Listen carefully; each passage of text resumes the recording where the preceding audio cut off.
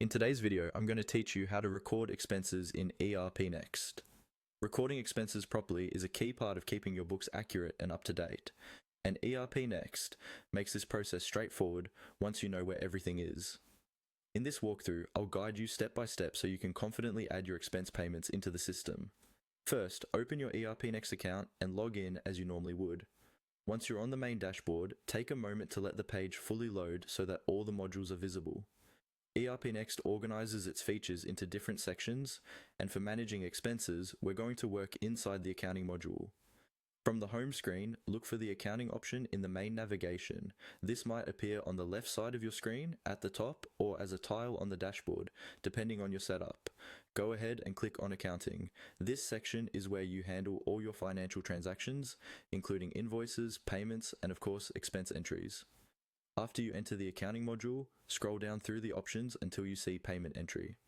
Payment entry is the feature you'll use whenever money is going out or coming in, and in this case, we're focusing on outgoing payments for expenses, like utilities, office supplies, subscriptions, or other operational costs. Click on Payment Entry to open the list of existing payment records. You'll now see a list view that shows any previous payment entries along with their dates, amounts, and statuses. To add a new expense, look for the button that allows you to create or add a new payment entry. This is often labeled something like Add Payment Entry or simply New. Click that button to start recording your expense. Once the new payment entry form appears, follow the on-screen prompts carefully.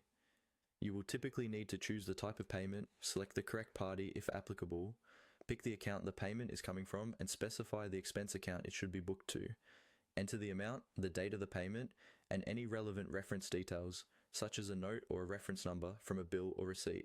Take a moment to review all fields to make sure everything looks correct: the amount, the accounts used, and the date. When you are satisfied with the details, save the payment entry, and then submit it if your workflow requires submission. And that's it. You've successfully recorded an expense in ERPNext using the payment entry feature.